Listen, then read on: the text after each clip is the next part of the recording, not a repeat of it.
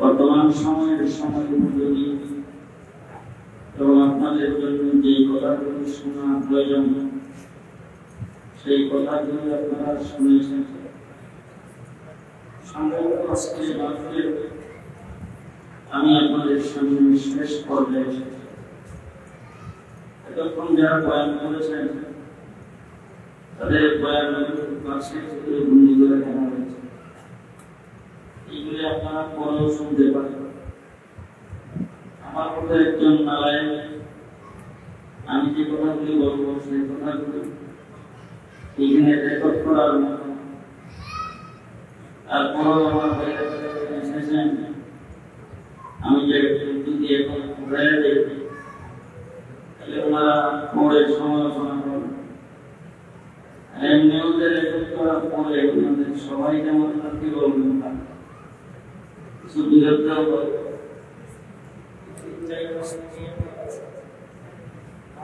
আমার ভাইরা এই রেকর্ড করাটা আমি পছন্দ করি। তারপরেও আমার পর্যন্ত কোথাও কোনো মাঝে আমি আমার নিজের থেকে আমার একটা শব্দ কোথাও যাই হোক, অনেক বড় রকমের সমস্যা আমি আপনাদের সামনে অত্যন্ত সংক্ষেপে দু চারটি কথা আলোচনা করব। মাহফিলটা মসজিদের ভিতরে, বাইরে হইলেই করোনা যাবে, এই জন্য বাইরে করা যায়। করোনাও এমন একটা রোগ যেটা মাহফিলে আসে, বাজারে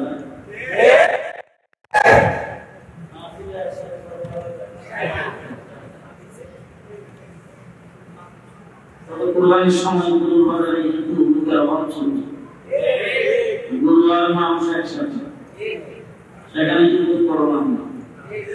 মুরগির বাজারে করোনা নাই, মাছের বাজারে করোনা নাই, তরকারির বাজারে করোনা নাই, শপিং মলে করোনা নাই। রাস্তাঘাটে আজকে আসরের নামাজ পড়ে রওনা হয়েছে। আপনাদের এখানে এসে পৌঁছতে কয়টা বাজে? 4 থেকে 4.5 ঘন্টা। ঢাকা মিরপুর থেকে আপনাদের পর্যন্ত আসতে যে সময়টা লাগলো, কেন লাগলো?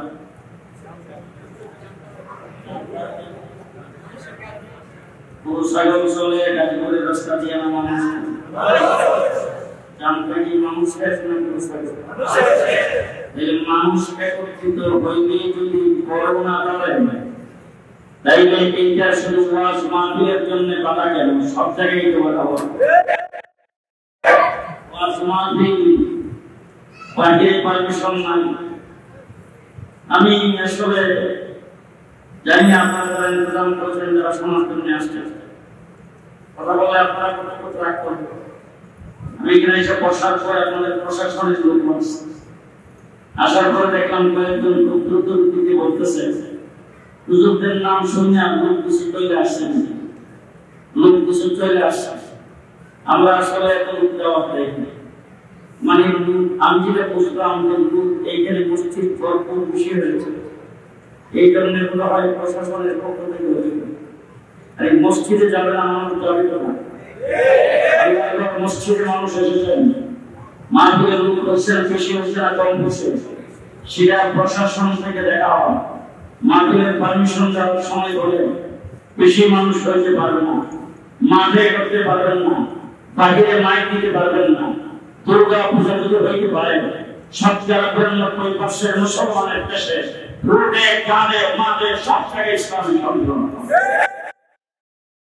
আজকে আমরা মসজিদের ভিতরে সম্মেলন করতেছি, পরিষ্কার ভাষায় বলে যাচ্ছি, ভালো করে মনে রাখবেন, মসজিদের ভিতরে কোনো হলের ভিতরে আমাদেরকে বেশি দিন আটকে রাখতে পারবে না।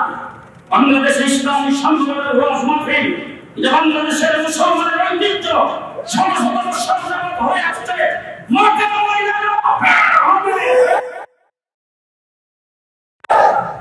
ময়দানে আমাদেরকে চাটাইবেন না, লাগাইবেন না আমাদেরকে। আমরা শান্ত জাতি, আমরা শান্তি প্রিয় মানুষ। আলহামদুলিল্লাহ কেমন কাউকে উস্কানি লাগে না, আলহামদুলিল্লাহ কেমন কোথাও কোনো গন্ডগোল করে না।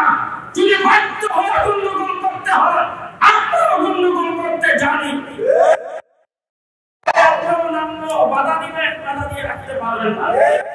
এই দেশের আলেম ওলামায়ে কেরামের সাথে দেশের প্রত্যেকটি দলের জনগণ আছে। আজকে মসজিদের ভিতরে বসেছেন, মসজিদের আদব রক্ষা করে বসবেন। যারা এখানে বসেছেন জানি না তখন কিভাবে বসাচ্ছেন, এখন আপনারা সবাই মনে মনে নিয়ত করেন, যতক্ষণ মসজিদে থাকবো এতেকাফের নিয়ত করলাম।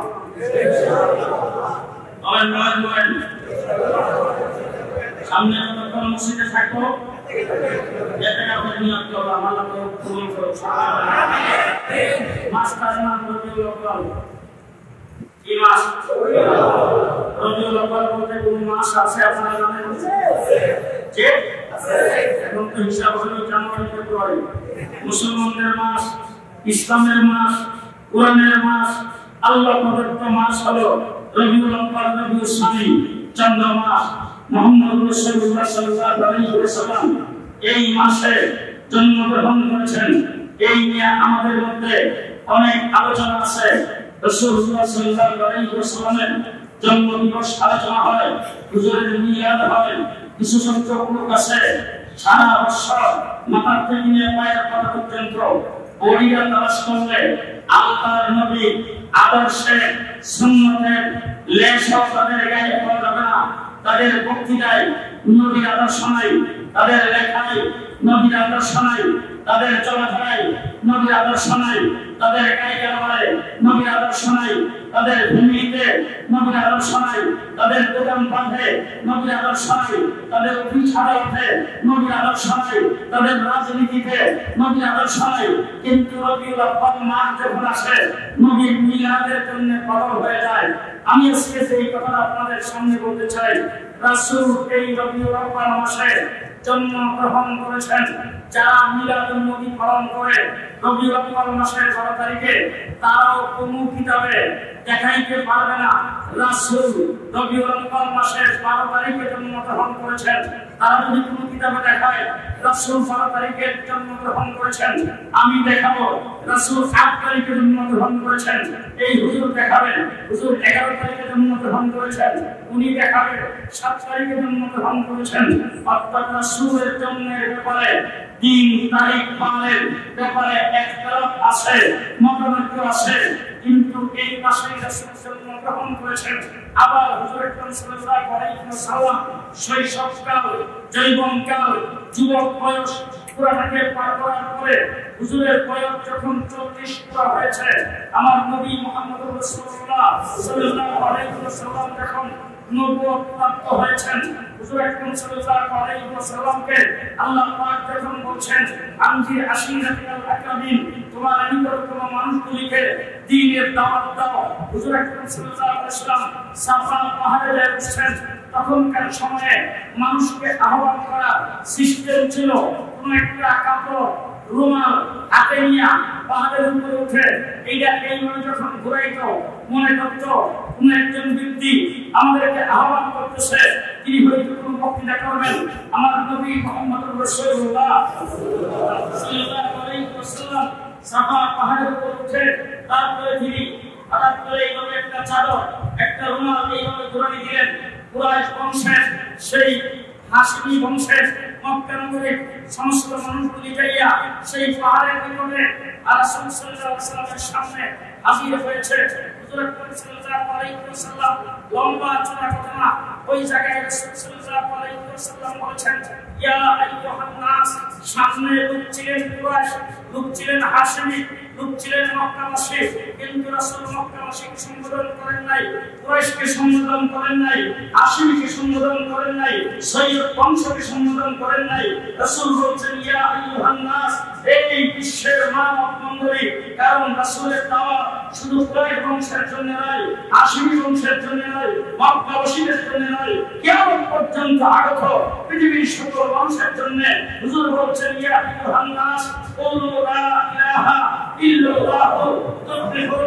এতদিন পর্যন্ত 360 রূপের পূজা করছো, এতদিন পর্যন্ত হুবুল থানার ওই সমস্ত মূর্তিদের পূজা করছো, এখন আর ওই সমস্ত মূর্তির পূজা করা যাবে না, চন্দ্রের পূজা করা যাবে না, সূর্যের পূজা করা যাবে না, গাছের পূজা করা যাবে না, মাছের পূজা করা যাবে না, আগুনের পূজা করা যাবে না। এখন থেকে এক আল্লাহ, যিনি ওয়াহদাহু লা শারীকা লাহু, যিনি কুল হুয়াল্লাহু আহাদ, যিনি লাম ইয়ালিদ ওয়া লাম ইউলাদ, আজকে থেকে তার পূজা করতে হবে। যিনি সৃষ্টি করেছেন, যিনি লালন পালন করেন, যিনি জমিন থেকে ফসল ফলান, আসমান থেকে বৃষ্টি বর্ষণ করেন।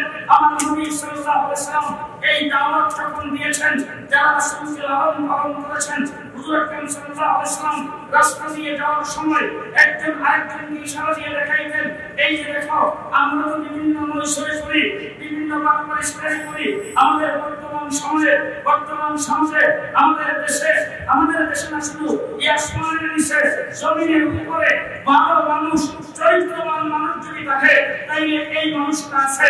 চরিত্রবান মানুষ যদি থাকে, মুহাম্মদ বিন আব্দুল্লাহ আছে। এই কথা যারা একজন আরেকজনের সঙ্গে বলতো, মুহাম্মদ রাসূলুল্লাহ জন্মের পর থেকে যারা রাসূলকে লালন পালন করেছেন, হুজুর আকরাম সাল্লাল্লাহু আলাইহি ওয়াসাল্লামকে যারা স্নেহ দিয়েছেন, যারা মায়া মমতা করেছেন, যারা সম্মান ইজ্জত করেছেন, ওই সমস্ত মানুষগুলি হুজুর আকরাম সাল্লাল্লাহু আলাইহি ওয়াসাল্লাম যখন দাওয়াত দেওয়ার আগে, কালিমা উচ্চারণ করার আগে তাদের সামনে সর্বপ্রথম হুজুর নিজকে পেশ করেছেন।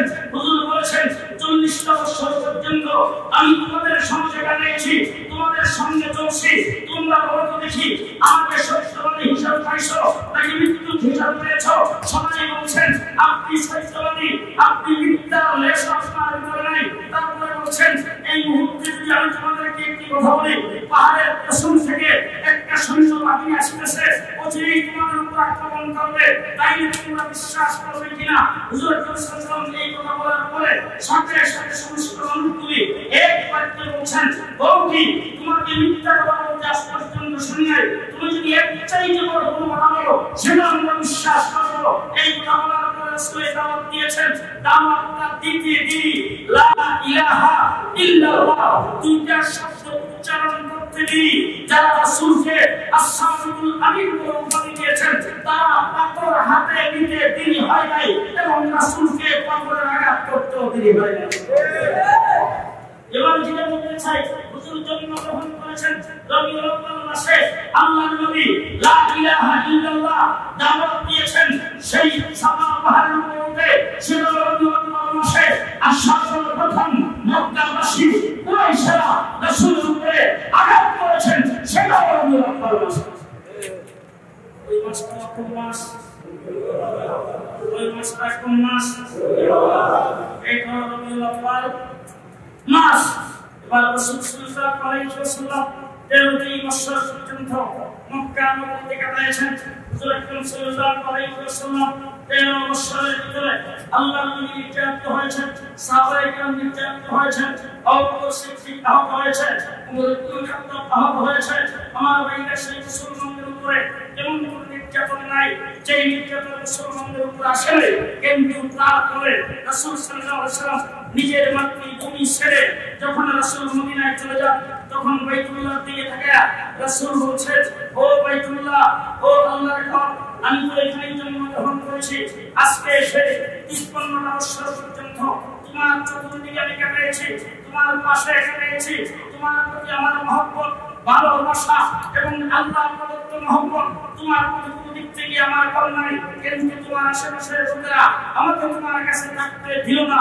এই কথা বলে রাসূল চোখের পানি ছেড়ে এখান থেকে বিদায় নিয়ে রাসূল যে মদিনায় গিয়েছেন সেটাও রবিউল আউয়াল মাসে গিয়েছেন। জন্মগ্রহণ করেছেন রবিউল আউয়ালে, দ্বীনের দাওয়াত শুরু করেছেন পাথরের আঘাত খেয়েছেন, হিজরত করেছেন রবিউল আউয়ালে। এরপরে রাসূল সাল্লাল্লাহু আলাইহি ওয়াসাল্লাম 10 বছর মদিনায় কাটাইবার পরে হুজুর আকরাম সাল্লাল্লাহু আলাইহি ওয়াসাল্লাম যখন মদিনায় গিয়েছিলেন, যাইয়া সর্বপ্রথম যেই রাষ্ট্র কায়েম করেছিলেন, এই রাষ্ট্রের এরিয়া ছিল মাত্র 6.5 বর্গ মাইল। আল্লাহর নবীর জীবদ্দশায় এই রাষ্ট্রের এরিয়া হয়েছে এই রাষ্ট্রের এরিয়া হয়েছে 8,500 বর্গ মাইল। এই রাষ্ট্র রাসূল সাল্লাল্লাহু আলাইহি ওয়াসাল্লাম 10 বছরের ভিতরে কায়েম করেছেন। 10 বছরের ভিতরে রাষ্ট্র কায়েম করে 16 লক্ষ সাহাবায়ে কেরাম নিয়ে রাসূল সাল্লাল্লাহু আলাইহি ওয়াসাল্লাম মক্কায় যাইয়া হজ করে আমার রাসূল সাল্লাল্লাহু আলাইহি ওয়াসাল্লাম তখন মক্কা মদিনা সহ বিশাল একটি এরিয়ায় কালিমার পতাকা উত্তীর্ণ করে এবার হুজুর আকরাম সাল্লাল্লাহু আলাইহি ওয়াসাল্লাম দুনিয়া থেকে যখন বিদায় হয়েছেন, সেই মাস তো রবিউল আউয়ালের মাস। কোন মাস? রবিউল আউয়ালের মাস। এবার আসলে দেখি আমাদের এই যখন দুনিয়াতে থাকবেন না অথবা দুনিয়াতে থাকা অবস্থায় আমরা তার জীবনী নিয়ে আলোচনা করব, জীবন কর্ম সম্পর্কে বই প্রস্তুত রাখবো। আল্লামা আহমদ শফিক রাহমাতুল্লাহি আলাইহি দুনিয়া থেকে চলে গেছেন। এখন প্রত্যেক দিন বিভিন্ন জায়গায় হুজুরের জীবন কর্ম সম্পর্কে আলোচনা হচ্ছে। বিশাল বিশাল বই প্রস্তুত রাখা হবে, সাহিত্য বের করা হবে, বিভিন্ন সংগঠন বের করবে, তার মাদ্রাসা বের করবে, বক্তব্যবিন্দুরা বের করবে।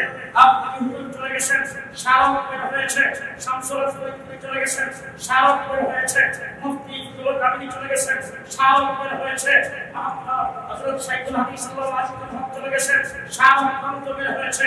আলোচনা হচ্ছে প্রতি বছরে বিভিন্ন জায়গায় স্মরণ সভা হয়, সেখানে আলোচনা হয়।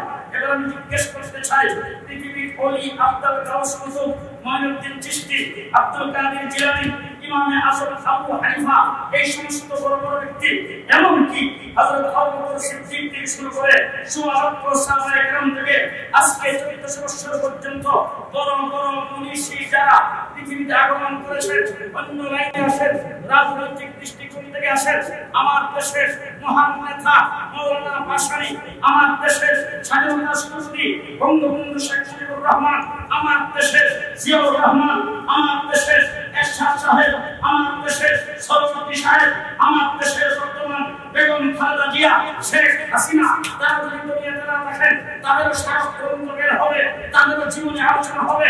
আলোচনাটা হবে জন্ম থেকে শুরু মৃত্যু পর্যন্ত শেষ। জন্ম থেকে শুরু মৃত্যু পর্যন্ত শেষ। আল্লাহ মাহমুদ শফি সম্পর্কে আলোচনা করবেন, তার সম্পর্কে আলোচনা। তিনি জন্মগ্রহণ করেছিলেন রাঙ্গুনিয়াতে, তার তিনি কুঙ্গের জন্মগ্রহণ করেছিলেন। সেখানে তার বাবার নাম কি, মার নাম কি, কুঙ্গের জন্মগ্রহণ করেছিলেন, ওখান থেকে শুরু।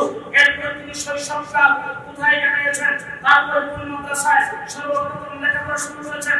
এরপর তিনি আলাদাই মাদ্রাসায় লেখাপড়া করে তারপরে গেছেন তিনি দেওবন্দ, জাইয়া হুসাইন আহমদ মাদানীর কাছে বুখারী শরীফ পড়েছেন, আত্মবিগত হাসিল করেছেন। সেখান থেকে খেলাফত পাইয়া তারপরে তিনি বাংলাদেশে এসে ঢাকা মাদ্রাসায় কোরআন শুরু করেছেন।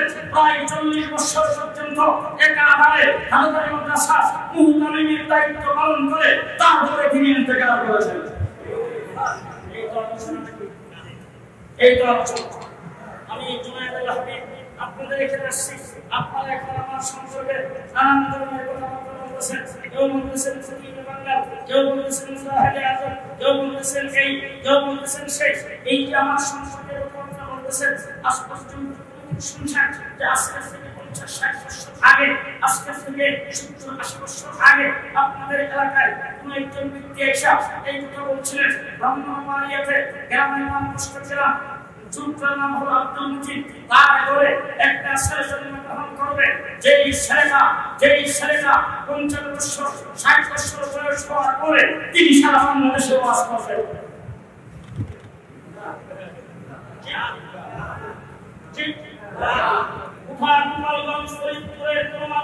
আজকে থেকে 100 বছর আগে এই কথা বলছেন, গোপালগঞ্জের কোথালিপাড়াতে এমন একজন ছেলে জন্মগ্রহণ করবেন যিনি হাই স্কুলে পড়ার সময় জেলে থাকবেন, তারপরে তিনি ভাষা আন্দোলন দিয়ে রাজনীতি শুরু করবেন, তার বক্তৃতায় শাফি মঞ্চের ভাষণে মানুষ মুক্তিযুদ্ধে অংশগ্রহণ করবেন, তারপরে দেশ স্বাধীন হবে। শুনেন নাই স্বাধীনের পর দেশ গঠন করতে চেয়েছেন, এবার সবাই আমার দেশের প্রধানমন্ত্রী সব সকলেই বিদায় করে পদ্মা সেতু, বঙ্গবন্ধুর স্বপ্ন, যমুনা সেতু, বঙ্গবন্ধুর স্বপ্ন, বঙ্গবন্ধুর স্বপ্ন, এই স্বপ্ন তিনি মায়ের জন্মের আগে দেখছেন না পরে দেখছেন। তাই পৃথিবী যত মনীষী দেখেন, ধর্মীয় হোক, বিধর্মী হোক, ইহুদি হোক, খ্রিস্টান হোক, লিডার হোক, অথবা কোনো আল্লাহর ওলি বা কোনো কামেল ব্যক্তি হোক, তার আলোচনা জন্মের থেকে শুরু মৃত্যু পর্যন্ত, জন্মের থেকে শুরু মৃত্যু পর্যন্ত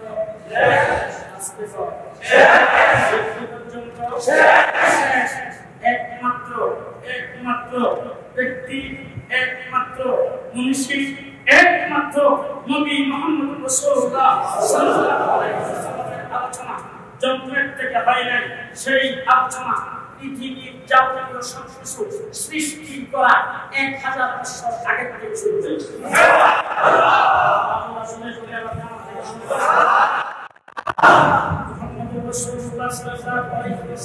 আলোচনা শুরু হয়েছে পৃথিবীর যাবতীয় সবকিছু সৃষ্টি করা 1000 বছর আগে থেকে। এই জন্য আমরা উলামায়ে দেওবন্দ, উলামায়ে কওমিয়া, রবিউল আউয়াল পালন করি না, ইয়ামুল ইসলাম আলাইকে করিয়া, সিলাফি খাই না, কিশোরীরা মারামারি লাগি না, ফিন্নিরা কারাকারি লাগি না, আমরা মিলাদ খাই রবিউল আউয়াল মাসে করি না। তার কারণ হলো আমাদের নবী রবিউল আউয়াল মাসে মায়ের পেট থেকে জন্মগ্রহণ করেছেন। এই জন্মের থেকে রাসূলের আলোচনা শুরু হয় নাই, আমার নবীর আলোচনা আরো অনেক আগে থেকে শুরু হয়েছে। এই জন্য আমরা রবিউল আউয়াল থেকে আলোচনা করে শেষ করতে চাই না। মুহাম্মদ রাসূলুল্লাহ সাল্লাল্লাহু আলাইহি ওয়াসাল্লাম পৃথিবীতে আগমন করেন নাই, আমার নবী সাল্লাল্লাহু আলাইহি ওয়াসাল্লাম আসেন নাই। আমি আপনাদের কোন দিক থেকে বলবো, কোন কথাটা বলবো? একজন সাহাবী এসে রাসূল সাল্লাল্লাহু আলাইহি ওয়াসাল্লামকে জিজ্ঞেস করতেছেন, ও আল্লাহর নবী, আপনি নবী হইলেন কবে? আপনি নবী হইলেন কবে? এই সাহাবী তিনি প্রশ্ন করেছেন। তিনি হুজুরের মা আমিনার ঘরে জন্মগ্রহণ করেছেন।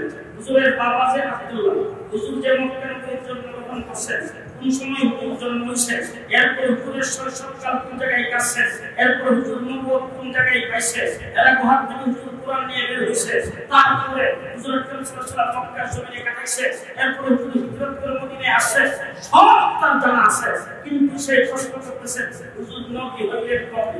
রাসূল তার প্রশ্ন বুঝে ফেলছেন। বুঝা হুজুর আকরাম সাল্লাল্লাহু আলাইহি ওয়াসাল্লাম বলতেছেন, কুনতু নবিয়্যান ওয়া আদম বাইনাল মা'i ওয়াত তিন, আমি তখন নবী ছিলাম যখন আদম আলাইহিস সালাম পানি আর মাটিতে মিশ্রিত অবস্থায় ছিল। আমি তখন নবী ছিলাম যখন আদম আলাইহিস সালাম পানি আর মাটিতে মিশ্রিত অবস্থায় ছিল, অর্থাৎ আদমকে বানানো হয় নাই, তখনই আমি নবী ছিলাম। সুবহানাল্লাহ। মুহাম্মদ রাসূলুল্লাহ সাল্লাল্লাহু আলাইহি ওয়াসাল্লামের আলোচনা থেকে আমি বলবো আপনাদেরকে, হযরত আদম আলাইহিস সালামকে আল্লাহ পাক তৈরি করেছেন। তৈরি করার পরে আদম আলাইহিস সালামের কষ্ট থেকে আল্লাহ তাআলা তামাম পৃথিবীর যত মানুষ, সমস্ত মানুষকে একসাথে আল্লাহ পাক রূহের জগতে বানিয়েছেন। আমিও ছিলাম, আমার বাবাও ছিল, আমার উস্তাদরাও ছিল, আবু বকর সিদ্দিকও ছিল, উসমান আলীও ছিল, হুজুর আকরাম সাল্লাল্লাহু আলাইহি ওয়াসাল্লাম সাহাবায়ে কেরাম ছিল, শুহাদায়ে কেরাম ছিল, আইম্মায়ে মুজতাহিদিন ছিল, 4.5 সদস্য যত মানুষ পৃথিবীতে আগমন করেছেন, ইহুদি, খ্রিস্টান, ফেরাউন ছিল, নমরুদ ছিল, ইব্রাহিম আলাইহিস সালাম ছিল, মুসা আলাইহিস সালাম ছিল, 1,40,000 পয়গম্বর ছিল। সমস্ত মানুষ কিয়ামত পর্যন্ত যারা আগমন করবে তারাও ছিল রূহের জগতে আল্লাহ পাক সকলকে সৃষ্টি করে আল্লাহ তাবারক ওয়া তাআলা দুইটা সমাবেশ করছেন। একটা করছেন সেমিনার, আরেকটা করছেন সমাবেশ। একটা সেমিনার আরেকটা সমাবেশ। এবার সমাবেশ করে প্রত্যেককে মাইক দিয়ে দাওয়াত দেয়, বলে চলো চলো টাকা চলো, এরকম ভাবে স্লোগান দেয়। যারা খুশি তারাই যাইতে পারে, যাইয়া সবাই সেখানে জমা হয়, দুয়া বক্তৃতা হয়, স্লোগান হয়, এটারে বলে সমাবেশ। আরেকটা হয় সেমিনার। সেমিনার সেটা হয় আলাদা, সেমিনারের জন্য কাজ সাইবা কানের নিচ দিয়ে আবার লেখা থাকে আসার সময় কার্ডটা সাথে নিয়ে আসবেন, গেইটে সেটিংয়ের সময় প্রদর্শন করবেন। সমাবেশ হয়েছে, একটা হলো সেমিনার, একটা হলো সমাবেশ। সমাবেশের মধ্যে আপনারা সবাই ছিলাম, সমাবেশের মধ্যে আপনারা সবাই ছিলাম। ওই সমাবেশে আল্লাহ তাবারক ওয়া তাআলা সমস্ত মানুষকে সম্বোধন করে বলছেন আলাস্তু রাব্বিকুম, আলাস্তু রাব্বিকুম, আমি কি তোমাদের প্রভু নই? আমি জিজ্ঞেস করতে চাই ওই সমস্ত সমাবেশ করছে আল্লাহ যে আমাদের প্রশ্ন করছেন, আল্লাহ কি আমাদের আমাদের ব্যবস্থা লাগা না? আল্লাহ হলেন আহকামুল হাকিমিন। আমাদের জাহানের সৃষ্টিকর্তা, ঠিক না ঠিক? তিনি প্রশ্ন করেছেন, যাদেরকে প্রশ্ন করছেন তারা কি ইউনিভার্সিটিতে পড়ছে? না।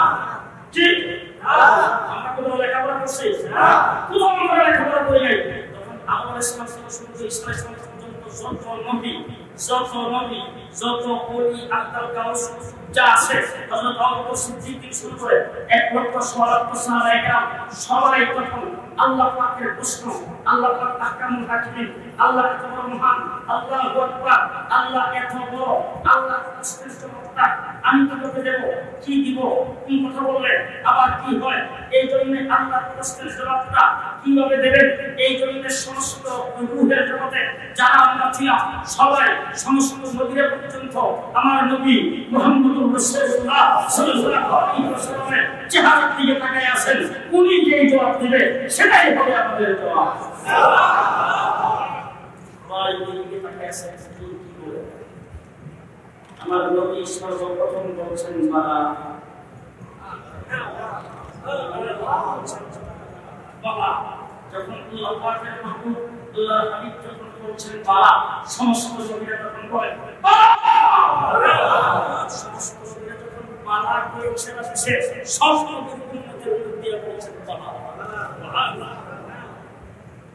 আমার নবীরা আলোচনা ছিল পুরো দিয়ে শুনছে না, ঠিক না?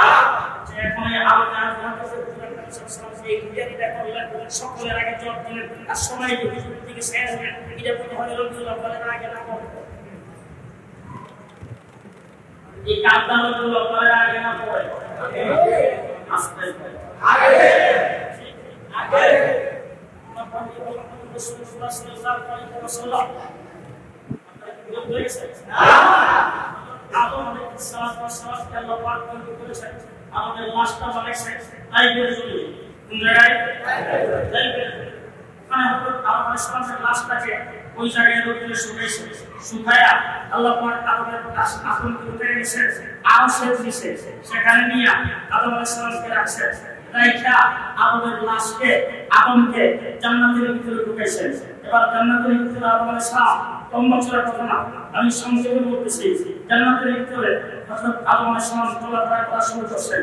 হঠাৎ করে আল্লাহর ডাক দিয়ে কয়, আল্লাহ একটা জিনিস জানার বড় শখ, আল্লাহ জিনিস জানতাম, বলে আল্লাহ তোমাকে তো চিনলাম, তুমি আমাকে বানাইছো, আরশের নিচে রাখছো, তোমার এখন জান্নাতে এত আরামের জায়গায় বসবাস করার জন্য দিছো, তোমার নামটা দেখলে নামটা শুনতে এটা তো আমি খুব ভালো করে চিনি, লা ইলাহা ইল্লাল্লাহ, এটা তো আমার শুনতে কোনো অসুবিধা হয় না, তোমার নামের সাথে আরেকটা নাম সব জায়গার মধ্যে লাগিয়ে রাখছো, এটা খালি দেখতেছি কিন্তু এটা আসলে তো চিনতে পারি না, এটা আমার একটু চিনার দরকার।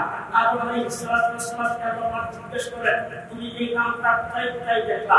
আদম আলাইহিস সালাম কেন আমাকে যখন আরশের নিচে রাখা হয়েছে, আমি আরশের দিকে তাকিয়ে দেখি, আরশের চতুর্দিকে বিশাল আকারে তোমার নাম লেখা লা ইলাহা ইল্লাল্লাহ, সাথে লেখা আছে মুহাম্মাদুর রাসূলুল্লাহ সাল্লাল্লাহু আলাইহি ওয়াসাল্লাম। এরপরে যখন আমাকে আরশের নিচ থেকে ফেরেশতারা যখন আনতে গেছে, তখন আমি প্রত্যেকটা ফেরেশতার দিকে তাকিয়ে দেখি তাদের কপালের মধ্যে লেখা লা ইলাহা ইল্লাল্লাহ, সাথে মুহাম্মাদুর রাসূলুল্লাহ। এরপরে যখন আমাকে আইনা জান্নাতের ভিতরে ঢুকাবে, আমি জান্নাতের বাহির থেকে গেটের দিকে যখন তাকাইলাম, জান্নাতের বিশাল গেটে লেখা লা ইলাহা ইল্লাল্লাহ মুহাম্মাদুর রাসূলুল্লাহ। জান্নাতের ভিতরে ঢুকলাম, দুইটা দেখি ফল গাছ, ফুলের গাছ, অভাব নাই, সারি সারি গাছ লাগানো। জান্নাতের বিশাল বাগান, এত বড় গাছ, সবুজ গাছ, বড় গাছ, ফুলের গাছ, ফলের গাছ, সব গাছের পাতায় পাতায় লেখা লা ইলাহা ইল্লাল্লাহ মুহাম্মাদুর রাসূলুল্লাহ। এবার জান্নাতের মধ্যে আমাকে যত আসবাবপত্র ব্যবহার করার জন্য দেওয়া হয়েছে, প্রত্যেকটা আসবাবের গায়ে লেখা লা ইলাহা ইল্লাল্লাহ মুহাম্মাদুর রাসূলুল্লাহ। এবার আমাকে রঙের রঙের ফল ফলাদি খাবার দাবার জান্নাতের ভিতরে দেওয়া হয়, প্রত্যেকটা খাবারের লেবেলের উপরে লেখা লা ইলাহা ইল্লাল্লাহ মুহাম্মাদুর রাসূলুল্লাহ। মানুষ আসতে চায় যখন এই কথা হলো, আদম আলাইহিস সালামকে বলছেন, আদম আলাইহিস সালামকে পানি বলছেন, আল্লাহ রাব্বুল আলামিন ডাক দিয়ে কয় আদম চিনো নাই? বলে না আল্লাহ, আমি তো চিনি নাই, কারণ চিনার মতো কোনো ব্যবস্থা তো আমার নাই, আমাকে তো এই কথা কেউ বলেও নাই, আমি কাকে জিজ্ঞেস করবো? তুই মাত্র একা আমাকে বানাইছো, আমি জান্নাতের ভিতরে থাকি। আল্লাহ রাব্বুল আলামিন আদম আলাইহিস সালামকে ডাক দিয়ে বলে আদম লাউলা কালামা আখলাকতুকা ইয়া আদম, যদি তাকে না বানাইতাম তোমারও বানাইতাম না, যদি না বানাইতাম তোমারও বানাইতাম না। এবার এই যে ঘটনাটা বললাম, এটা কি বলে রাখে না? হ্যাঁ, রাসূলের আলোচনা কি মা মেয়েরা প্রত্যেক জন্মগ্রহণ করছেন তখন থেকে না আগে থেকে ঠিক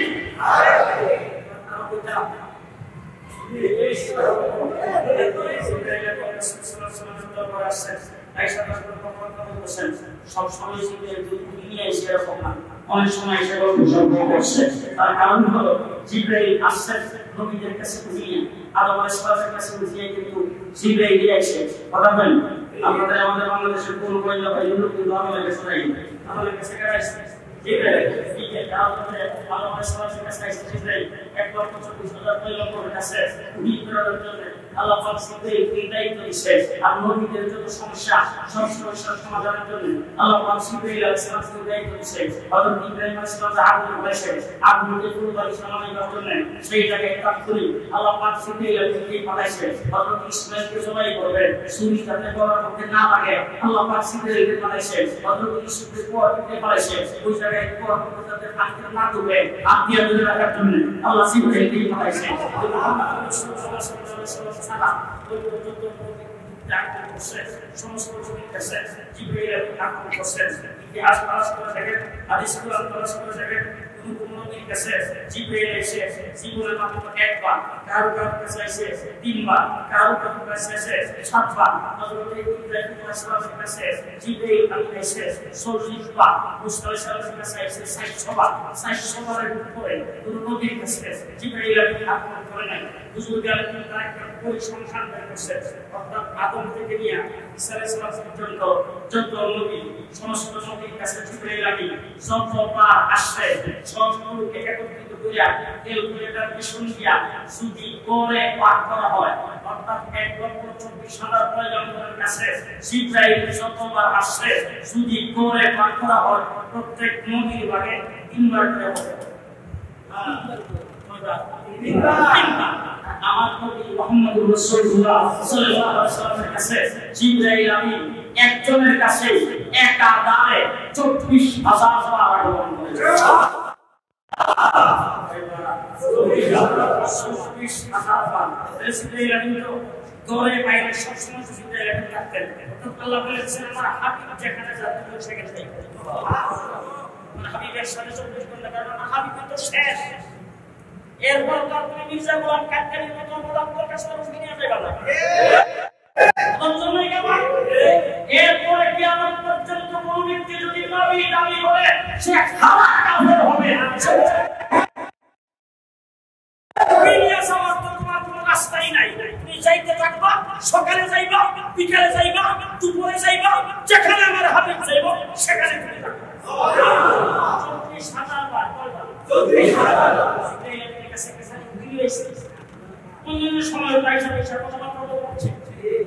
একদিন এসে জিবরাইল আলাইহিস সালামের সঙ্গে কথা বলতেছেন, এর ভিতর দিয়ে জিবরাইল কাছে ডাকে, ও আল্লাহ, আপনার বয়স কত?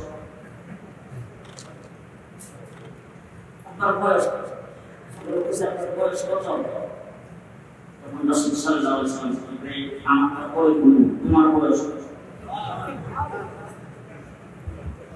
জিবরাইল আলাইহিস এই তো পাপ জানা না। মিসাইল না পুলিশ জিজ্ঞেস করেছে কোন পাপ আছে? তাহলে আগে কেন মানুষের এই সব লাগা নাম আছে একটা। আরে বাবা আমরা নিতে এরকম কথা বুঝেন না, আন্দাজ করে কথা বুঝেন না। ওই মালয়েশিয়া গেলে বাংলাদেশে গেলে 7 মাসে হইছে, 7 মাস।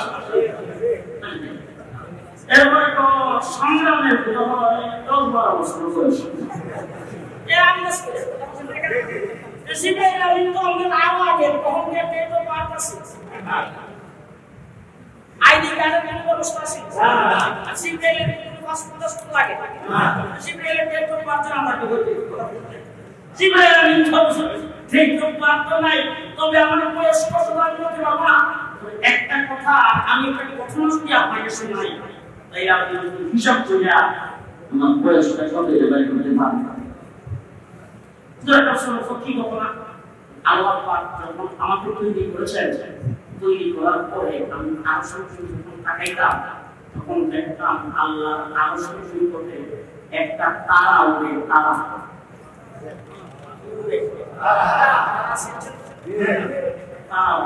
এই তারাটা আল্লাহ পাকের আরশের চতুর্দিকে দিকে দোয়া করে। তারাটা যদি একবার তো 70,000 বছর সওয়াব করবে। 70,000 বছর। এরপর যখন কষ্ট যাইত, দুঃখ যাইত, আবার 70,000 বছর জীবা যাইত। প্রতি 70,000 বছর পর একবার উঠত। এই তারাটা আমি জিবরাইল 72,000 বার উঠতে আর কষ্ট যাইতে দেখছি।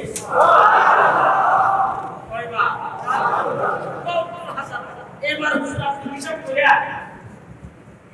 আমার বয়স সবাই বলে রাসূল সাল্লাল্লাহু আলাইহি ওয়াসাল্লাম দেখো মোবাইল আবিষ্কার হয় না, কেউ কোনো নাই। এখন আমি হিসাব করতে হইলে এটা নিয়ে হাতে কলম হাতে দিব, তারপরে সুফি কোন দিয়া এরপর হিসাব করবে। হিসাব অনেক করে একটা হিসাব করে আগে তোমার কাছে জানতে চাই এই তারপরে তুমি শুনো যে উত্তর দেখে না এই সম্পর্কে তোমার পরিচয় জানা আছে? জিবরাইল আলাইহিস সালাম বলতে আমি এই সম্পর্কে জানি না। আল্লাহ হাবিব ডাকিয়ে বলেন ওই তারাটাই ছিলাম আমি মুহাম্মদ।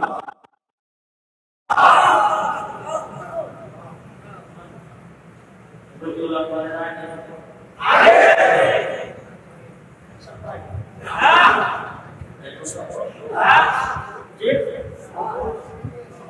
আলোচনা কোথা থেকে শুরু?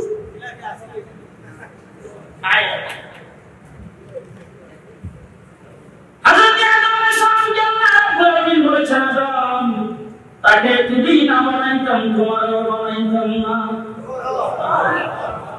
সেই জান্নাতে আসা সেই জান্নাত হইতো না।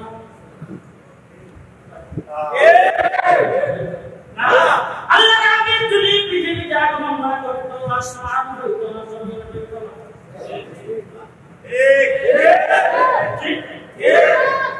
আশপাশ হইতো না, জমিন হইতো না, চন্দ্র হইতো না, সূর্য হইতো না। এইসব কোরআনে আছে, হাদিসে আছে, ইতিহাসে আছে, কিতাবাদিতে আছে। এবার কিতাব সারা কথা আমি বলতে চাই, আপনাদের গাজীপুরের সিটি হইতো না যদি আমার নবী পৃথিবীতে আগমন না করতো। হইতো না, মসজিদ হইতো না।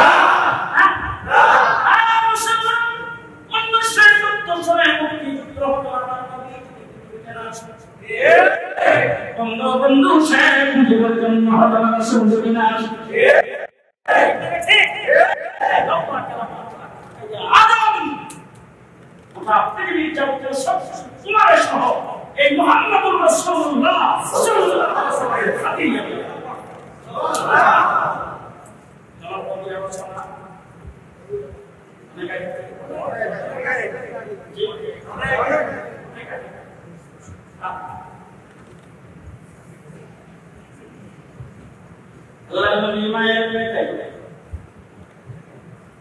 আব্দুল মুত্তালিব রাসূলের দাদা আল্লাহ নবীর বাবা আব্দুল্লাহ ইন্তেকাল করেছেন রাসূলের বাবা দুনিয়াতে নাই রাসূল মায়ের পেটে আব্দুল মুত্তালিবের কাছে তোমার বৌমা আব্দুল্লাহ তোমার বৌমা এত দামি আতর কোথায় থেকে ব্যবহার করে এমন সুগন্ধিযুক্ত আতর ব্যবহার করে এই সুগন্ধিযুক্ত আতর আমাদের দেশে শুধু মানুষের কাছে পাওয়া যায় না বিধবা মহিলার কত সুগন্ধিযুক্ত আতর আব্দুল মুত্তালিব বড়মাকে ডাক দিয়ে বলেছেন বড়মা তুমি নাকি খুব দামি আতর ব্যবহার করো তোমার শরীর থেকে সব সময় দামি সুঘ্রাণ বের হইতে থাকে মানুষ আমার কাছে অভিযোগ করেছে মায়েরা চোখের পানি ছেড়ে নিয়ে বলেন আব্বা যেদিন থেকে এই সন্তান আমার পেটে গেছে ওই দিন থেকে আমার শরীর থেকে মেশকে আঙ্গুরের সুঘ্রাণ বের হইতেছে আমার শরীর থেকে যখন গান বের হয় গানটা মেশকে আঙ্গুর থেকে বেশি সুগন্ধি আমার শরীরে জামাটা পরে থাকে সেই জামাটা পরে সুগন্ধি আমি যেখানে বসি সেখান থেকে সুগন্ধ বের হইতে থাকে ও শ্বশুর আব্বা আমি কি করব আমার শরীর থেকে এরকম সুঘ্রাণ বের হয় আবু তালেব রাসূলকে ডাকিয়ে বলেন বাতিজা তোমার সম্পর্কে আমি অনেক কিছু জানি আল্লাহর হাবিব জিজ্ঞেস করেন চাচা কি জানেন ওরা তোমার সম্পর্কে অনেক কিছু শুনেছি কিছু জিনিস তোমার জন্মের আগে কিছু জিনিস তোমার জন্মের পরে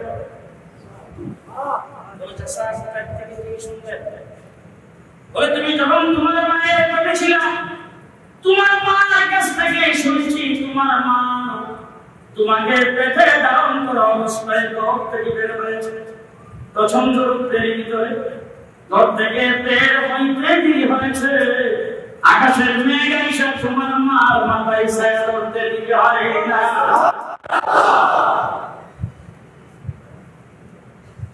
বলে চাচা আর কি জানছেন বলে আর কি জানেন বলে তোমার মা তোমাকে পেটে ধারণ করে কুয়ার থেকে পানি উঠাইবার জন্য গিয়েছেন যায় দেখে অন্য সময় বালতি দিয়ে ধীরে ধীরে পানি উঠাইতে হবে তুমি যখন পেটে আগমন করেছ ওই সময় কুয়ার কিনারে গেলে তোমার মার জন্য পানি কুয়ার ঘরে উঠে রয়েছে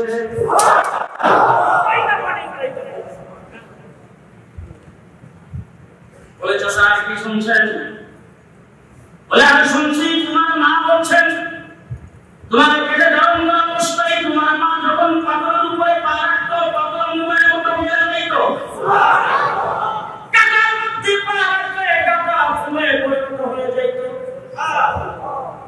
তোমার মা বলছেন ঠিকই তোমার মা তোমাকে পেটে ধারণ করেছে পেটে থাকা অবস্থায় বিবি আসিয়া তোমার মাকে স্বপ্নে সালাম জানাইতো বিবি মারিয়াম তোমার মাকে স্বপ্নে সালাম জানাইতো শুধু তাই না তোমার মাকে সালাম জানাইতো জান্নাতের ভূমি গেলেরা চন্দ্র সূর্য তোমার মাকে সালাম জানাইছে বলে চাচা কি শুনেছেন বলে আরো শুনেছি দুনিয়ার মানুষ যখন জন্মগ্রহণ করে তখন মায়ের পেটে ব্যথা হয় মার কষ্ট হয় তুমি যখন জন্মগ্রহণ করেছ তোমার মার কোনো ব্যথা হয় নাই কোনো কষ্ট হয় নাই এখন যা বলছি সবগুলো মিলা আরে মিলা না কিছু করে মিলা বলে বল মিলা শুনবেন না আমি এখন আপনাদের সামনে যা আলোচনা করতেছি সবগুলো মিলা যত আলোচনা করতেছি সব মিলা এবার আসেন উলামায়ে কেরামকে সাক্ষী রেখে বলতেছি মিলাদ শব্দের অর্থ হলো জন্ম। রাসূল সাল্লাল্লাহু আলাইহি ওয়াসাল্লামের জন্ম সম্পর্কে আলোচনা যা করব নবীর ফজিলত বাড়বে, নবীর ইজ্জত আর সম্মান বাড়বে, রাসূল সাল্লাল্লাহু আলাইহি ওয়াসাল্লামের আশরাফ বাড়বে। আমি যে আলোচনা করব এই আলোচনার দ্বারা আমি নফল ইবাদতের সওয়াব পাবো।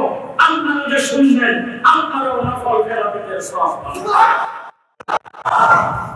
আপনারা নফল ইবাদতের সওয়াব পাবেন। আমি যে আলোচনা করব আমিও নফল ইবাদতের সওয়াব পাবো। আচ্ছা, এইভাবে আমি আপনাকে জিজ্ঞেস করব, নফল ইবাদতের সওয়াব ফরজ আদায় করলে পায় না না করলে পায়?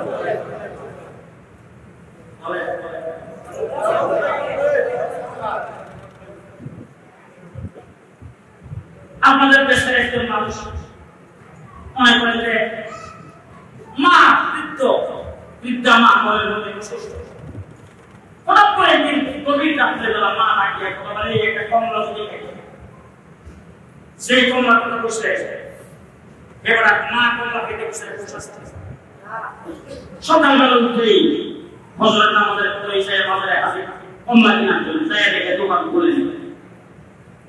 তার সারা সময় যখন দোকান খুলছে তখন খুব তাড়াহুড়া করে বলছে, বাবা এই হযরত নামাজ পড়ে সাহায্য করেছি, আমার মা বসে কমলা খেতে, আমার যদি একটা কমলা যদি দিতে, আমার একটা কমলা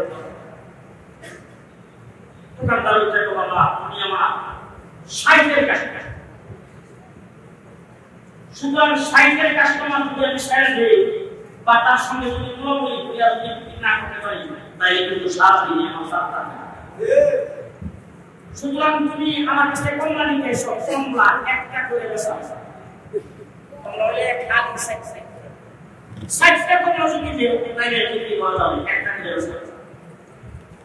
এখানে মনে কমলা একটা দরকার, তুমি যদি 60টা করে না বিক্রি করো তো আমার তো মা তো সেটাও আসলে এই জন্য 60টাই নিতে হবে। আচ্ছা বলো তুমি 60টা কমলা দাম কত? এবার ওটা দেখো, তুমি যেহেতু আমার 60-এর কাস্টমার তোমার কত মূল্যায়ন করলো তোমার হাত থাকে। সুতরাং কমলা যদি তুমি নিও তাহলে ফিক্সড রেট একটা, কোনো মূল্যায়ন নাই, 50 টাকা লাগবে এখানে। যখন 50 টাকা করছে এবার আমাদের এলাকা সারা করছে এর 40 টাকা কত যে বছর চলে এবার বাবা আমার আট কমলা বিক্রি করবো না, 50 টাকা করলে 1 পয়সা কমলা বিক্রি করা যাবে না, কারণ কম যদি বিক্রি করি তাইলে আমার দাম টাকা, কারণ ফার্স্ট কাস্টমার কাছে কম বিক্রি করলে সারাদিন দাম টাকা পাবে। এবার 40 টাকা থেকে পারে না, আর 50 টাকা কমে দিবে না। এখন দেখে কাস্টমারটা শুনে যাইব, কোনদিন দোকান খোলা শুরু করছে, এবারে কাছে ডাক দিয়ে বাবা আমার 60-এর কাস্টমার নাও তাহলে করো, তোমার 50 টাকা কমলার দাম আমার 50 টাকা, তুমি যদি 50 টাকা দিয়ে আমার কমলা কিনো আমি সম্মান একটা কমলা দিয়ে খাও,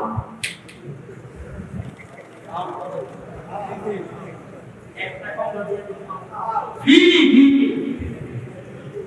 সেই পয়সা একটা কমলা দিব ফ্রি, এছাড়া কোন জায়গায় একটা তো সাইজটা সেটা ফ্রি দিবা দিবা দিয়া কি বলতো কি বল না 10,000 টাকা থাকতে যে কমলা 4টা কিনলে তারপরে একটা ফ্রি, কত পায় না এক খালি না কিনলে একটা ফ্রি। ফরজ যদি আদায় করেন নবীর সুন্নাত যদি আমল থাকে তাইলে মিলাদের আলোচনা করলে নফল হবে। এটা বুঝে আসছে? সুন্নাতের নামে রাস্তায় ফরজের নামে রাস্তায়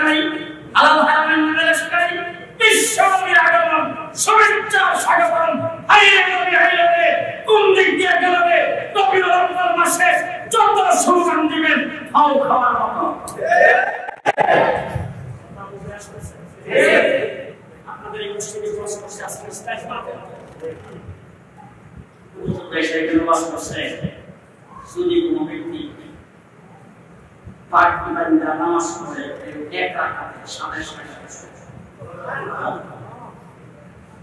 বছর করতে যারা আইসে আছে তারা এইখানে বসে নিয়োগ করছেন যে এত বড় সওয়াব যে সাড়ে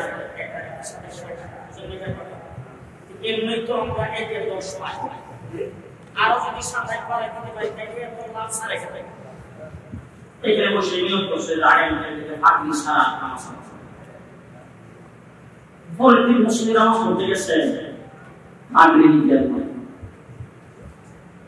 saya dekat nama terlalu besar sebab di mana kita tidak mungkin air karena bos saya itu agar kita perlu এখন আগরি বাইরে সবাই সাথে সব হাসিল করার জন্য তাই বাবা তাকে এসে মসজিদের মধ্যে একটা কাজ করা মানে তাই করে ফিরে দিয়ে হাতি না দেখে যে মসজিদে কিছু নাই হঠাৎ করে এসে যে ছায়া দেখে নুন মিলে তান্দা মিলে মাথায়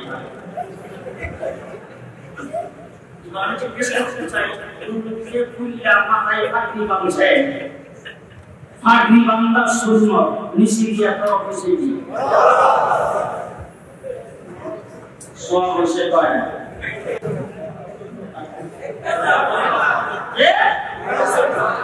Bismillah সমস্ত মানা করে আল্লাহর নবীর সুন্নাত মোতাবেক না চলে আল্লাহর হুকুম ফরজ আদায় না করে মিলাদের সুলতান দেওয়া নিয়ে কইলা মাথায় পাঠিয়ে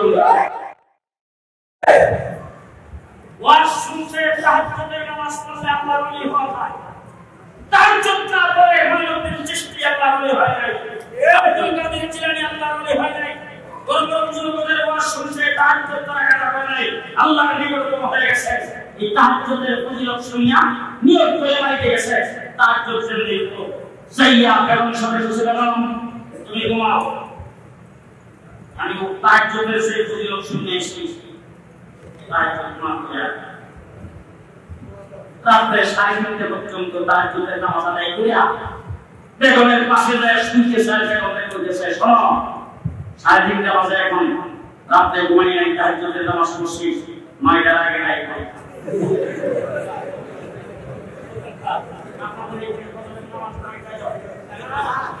যে তাইলে সারা তাহাজ্জুদ করিয়া ফজরের নামাজ কাজা করলে ফজরের নামাজ না পড়লে সওয়াব কয়টা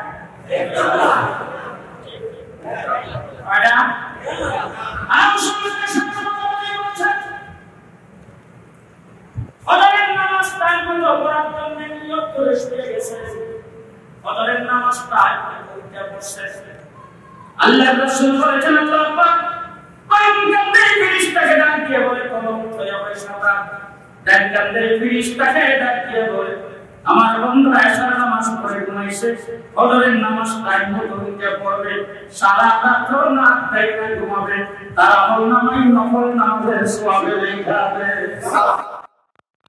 সারা রাত ঘুমায় তাইলে নফল নামাজের সওয়াব পাইবেন সারা রাত জাগরণ করে তাহাজ্জুদের নামাজ পড়বে ফজরের নামাজ না পড়লে ফরজ আদায় না করলে কোনো সওয়াবের অধিকারী হবেন না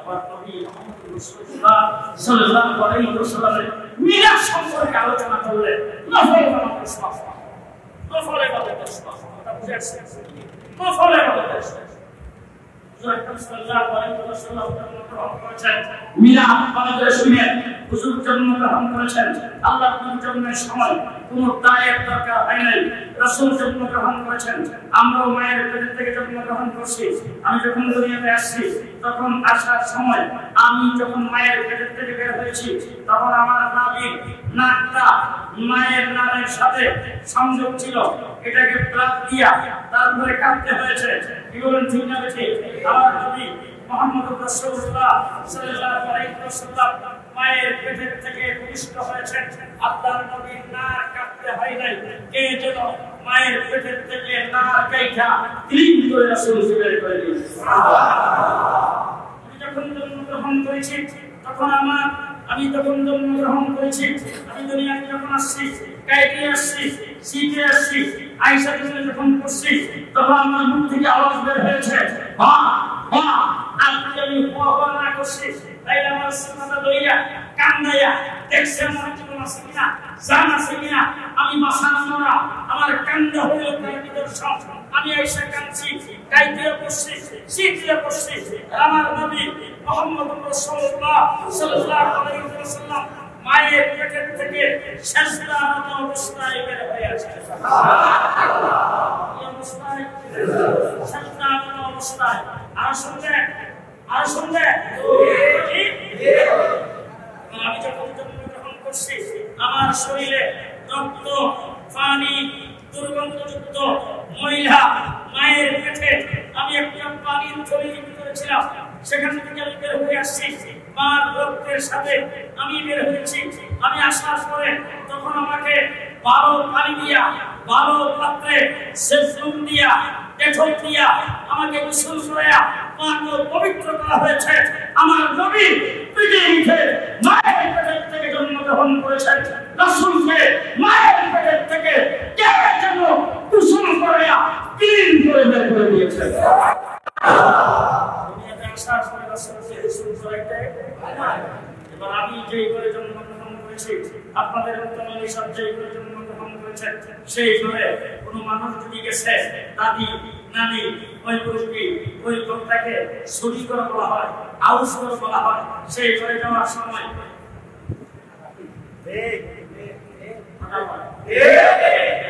বর্তমান আধুনিক যুগের স্প্রে, তারপর দুর্গন্ধ,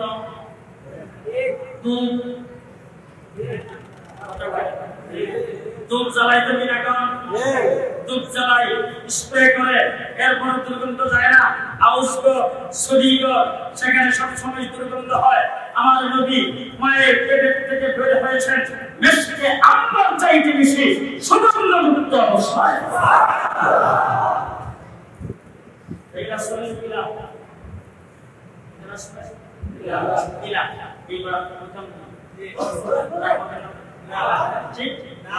এবার আপনি শুধু মিলাদ কায়েম করতে চান, রাসূলের মিলাদ যদি আমল করতে চান, তাহলে আমি যখন জন্মগ্রহণ করছি, আপনি যখন জন্মগ্রহণ করছেন, তখন দুর্গন্ধ সরাইতে আসছেন। এখন যদি আপনি মিলাদের উপর আমল করতে চান, আবার মায়ের পেটে গিয়া সুগন্ধ সরাই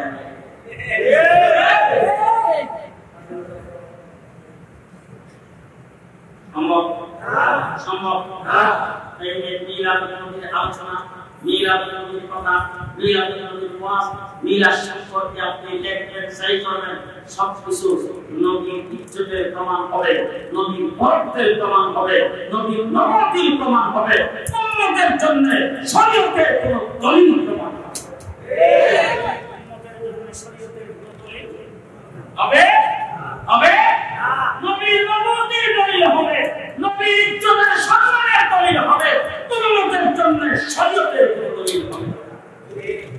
কথা বুঝে আসছে? ঠিক। এবার আপনি জন্মগ্রহণ করেছেন, আপনার জন্মগ্রহণ করেছেন, হুজুর আকরাম সাল্লাল্লাহু আলাইহি ওয়াসাল্লাম জন্মগ্রহণ করেছেন। আমার নবী আয়েশা সেজদায় পড়ে গেছেন, সেজদা থেকে মাথা উঠায়া রাসূল সাল্লাল্লাহু আলাইহি ওয়াসাল্লাম শাহাদাত আঙ্গুলের উপর দিয়ে উঠাইছেন, উপর দিয়ে উঠাইতে তিনি আল্লাহর নবীর শাহাদাত আঙ্গুলের মাথা থেকে একটা নূর বের হয়ে উঠা পৃথিবী আলোকিত হইতে দিলেন। মুহাম্মদ রাসূলুল্লাহ সাল্লাল্লাহু আলাইহি ওয়াসাল্লাম জন্মগ্রহণ করেছেন। হযরতে আবু তালিব রাসূল সাল্লাল্লাহু আলাইহি ওয়াসাল্লামের চাচাতো ভাতিজা, উনি ছোট সাদেকের সময় জন্মগ্রহণ করেছিলেন। কিন্তু যখন সূর্য উঠছে, আমরা তোমাকে ঘরের ভিতরে রাখছি যাতে সূর্যের তাপ তোমার শরীরে না লাগে। এরপরে যখন সূর্য অস্ত যাইতেছে, যখন ঠান্ডা হয়ে গেছে, ঠান্ডা আবহাওয়া, মুক্ত আবহাওয়া হওয়ার জন্য তোমাকে ঘর থেকে বের করে নিয়ে আমরা পুরো আকাশের নিচে শুয়াইছি। এবং সময় আমি তাকাই দেখি তুমি শুয়ে আছো, ঠিক হইয়া এইভাবে হাত ধরে নাচতেছো আর তুমি ক্রন্দন করতেছো। এবং সময় দেখি আকাশের চাঁদটা তোমার দিকে আসতেছে, তোমার দিকে আসতেছে, তোমার দিকে আসতেছে।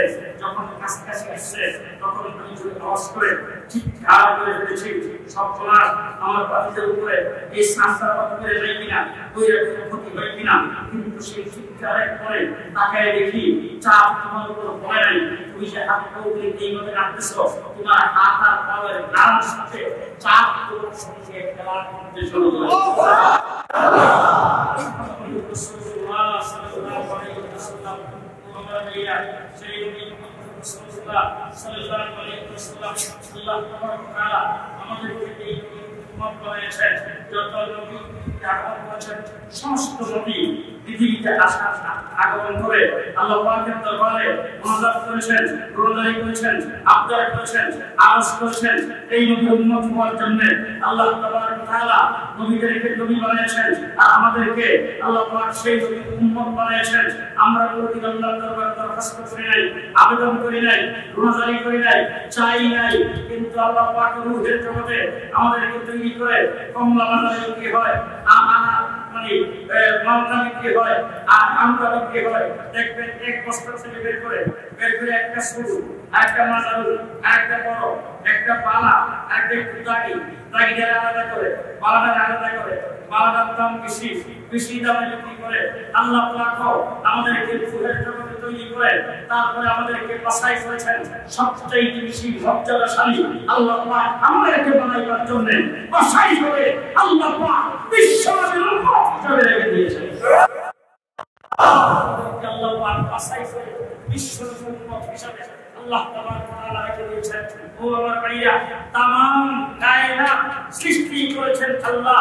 আল্লাহ সৃষ্টি জগতে যা কিছু আল্লাহ বানিয়েছেন সব কিছু সূত্রে মর্যাদা দিয়ে আমার নবী মুহাম্মদুর রাসূলুল্লাহ সাল্লাল্লাহু আলাইহি ওয়াসাল্লাম আল্লাহ পাক সৃষ্টি করেছেন। আল্লাহ পাক সাল্লাল্লাহু আলাইহি ওয়াসাল্লাম করেছেন মহানারা বিরুদ্ধে করে দিয়েছেন। কুলিয়া কুলিয়া চেহারা দেখতেছে আর চোখের পানি সামনেছে আর বলতেছে হাই হাই আজকে তার বাবা থাকলে চেহারা দেখতে কত খুশি হইত, বাবা তো দুনিয়াতে নাই, বাবা দুনিয়াতে নাই, আজকে কত খুশি হইত, বাবা যদি থাকতো আস্তে আস্তে আমার শরীরে কষ্ট, তারপরে সে আবুল করত, তারপরে সে হাঁটতো, এরপরে সে দৌড়াদৌড়ি করত, বাবা যদি জীবিত থাকতো বাজার থেকে রং বেরঙের খেলনা এনে দিত আর এই খেলনা দিয়ে সে কত সুন্দর করে খেলতো, আমিও দেখতাম, তার বাবাও দেখতো, পাড়া প্রতিবেশী লোকজন দেখতো, কত ভালো লাগতো। এইগুলি হযরত আমিনা মনে মনে চিন্তা করতেছেন বাবা নাই, তার খেলনা কিনে দেখে আল্লাহ রাব্বুল আলামিন আরশ থেকে ডাকিয়ে বলেন আমিনা কি চিন্তা করতেছো? বলে তোরা খেলনা কিনে দেওয়ার মানুষ নাই, সেই চিন্তা করতেছো।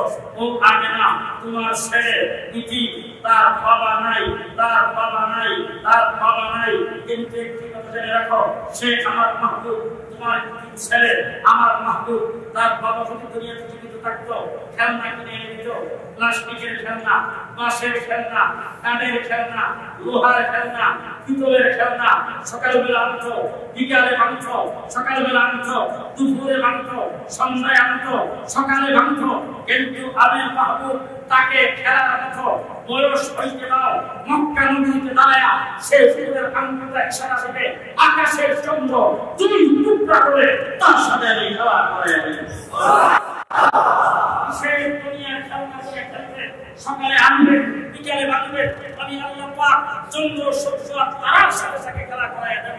এবার আমরা মনে মনে চিন্তা করতেছি হাই হাই, তার বাবা তো দুনিয়াতে জীবিত নাই, অন্য কোনো লোকের বাবা আছে, সন্তানের বাবা আছে, যখন সন্তানরা হাঁটতে পারে আগুন আগুন করে ধরে পার্কে নিয়ে যায়, বাজারে নিয়ে যায়, বিভিন্ন জায়গায় নিয়ে যায়, ঘোরাফেরা করার জন্য সাথে নিয়ে যায়, কত দেশ দেখায়, কত জায়গা দেখায়, সাগরের পারে নিয়ে যায়, বিনোদন করতে নিয়ে যায়।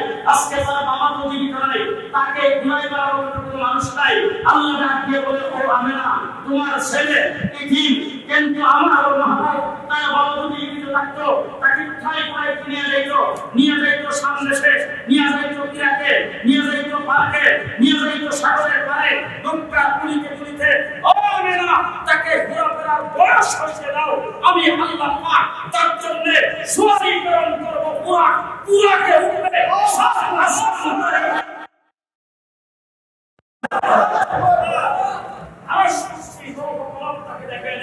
যেই জায়গায় পৃথিবীর কোন সৃষ্টি জগতের কেউ যাইতে পারে নাই, জিবরাইল পর্যন্ত যেখানে যাওয়া নিষিদ্ধ সেখানে তাকে গ্রহণ করে। মুহাম্মদুর রাসূলুল্লাহ সাল্লাল্লাহু আলাইহি ওয়াসাল্লামের মর্যাদা কত কত মর্যাদা আল্লাহ বলেছেন।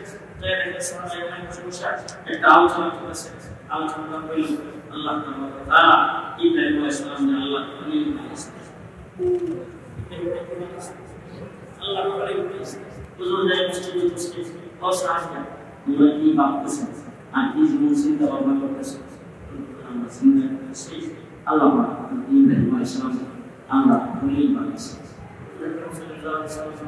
আল্লাহ পাক ইব্রাহিম আলাইহিস সালামকে আল্লাহ খলিল বানিয়েছে আমাকে আল্লাহ পাক হাবিব বানিয়েছে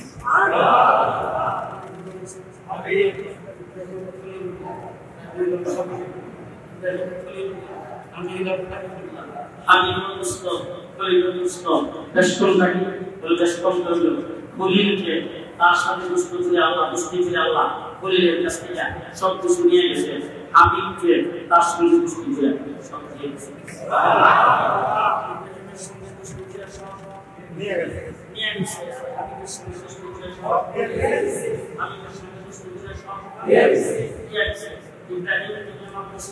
তোমার মাল সম্পদ দিয়ে দাও ইব্রাহিম আলাইহিস সালাম আমাকে দিয়ে মাল সম্পদ আসমান দিয়েছে ইব্রাহিম তুমি আমার কষ্ট তোমার বিয়ে বাচ্চা দিয়ে দাও ইব্রাহিম আলাইহিস সালাম বিয়ে বাচ্চা দিয়ে গাইরে শিখালেন যেখানে কোনো না পাইলেন সেখানে গেলেই আসছে ইব্রাহিম তুমি আমার কষ্ট তোমার সানটা আমার কষ্ট দিয়ে দাও ইব্রাহিম নমরুদের আগে যাইয়া জাম দিয়ে বসে জাম দেওয়ার জন্য ইব্রাহিম তুমি আমার কষ্ট তোমার কোজের টুকরা সন্তান আমার কষ্ট দিয়ে দাও সন্তানকে জবাই করার জন্য সুইয়ে নিচে রেখে দিয়েছেন মুহাম্মদ রাসূলুল্লাহ সাল্লাল্লাহু আলাইহি ওয়াসাল্লামকে আল্লাহ পাক ডাক দিয়ে বলেন ও আমার হাবিব আপনি যদি রাজি থাকেন উহুদ পাহাড়টা আপনার জন্য স্মরণে পরিণত করে দেওয়া হবে ও আমার হাবিব আপনি মদিনার মিম্বরে বসে আপনি দেখবেন আপনার কোথায় তৈরি হবে আপনি মুসবার আগে মদিনার বৃষ্টি নাযিল করে দেওয়া হবে আপনি রাস্তার কিনারে দাঁড়ায়া আবু হুরায়রা মা হেদায়েতের জন্য দোয়া করবেন আবু হুরায়রা বাড়ি বাড়ি মুসবার আগে আবু হুরায়রার মা অন্তরে হেদায়েত পৌঁছে দেওয়া হবে ও হাবিব তারে আকাম বসে আপনি হাত উঠাবেন উমরকে মুসলমান করে আপনার দরবারে পাঠায় দেওয়া হবে ও আমার হাবিব সূর্য পশ্চিম দিকে অস্ত চলে যাবে আপনি দাঁড়ায়া পশ্চিম দিকে ইশারা দেবেন যাওয়ার সাথে সাথে সূর্যকে আশেপাশে নিয়ে দেওয়া হবে ও আমার হাবিব আপনি মক্কার জমিনে দাঁড়ায়া আঙ্গুলের ইশারা দিবেন আকাশের চন্দ্র টুকরা করে দেওয়া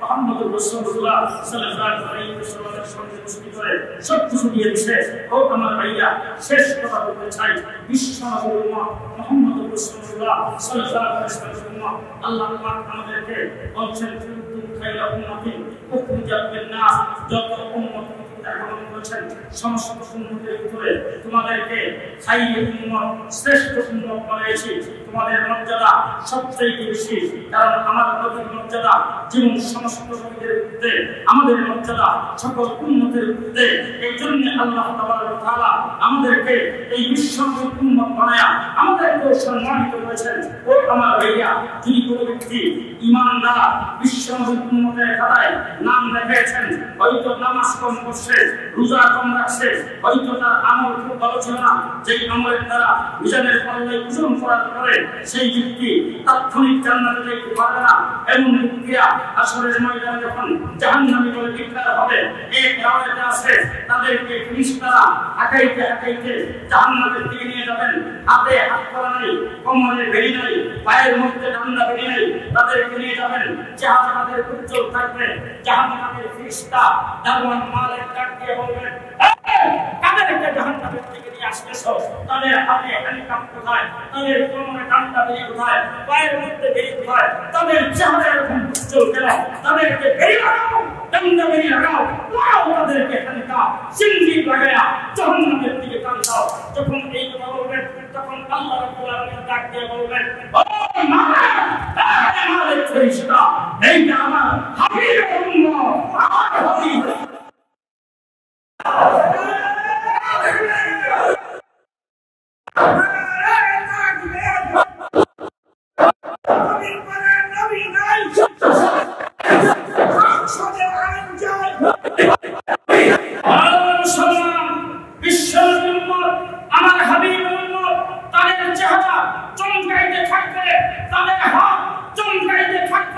আল্লাহ বলবেন এই হাতে হ্যান্ডকাপ লাগানো হবে না যে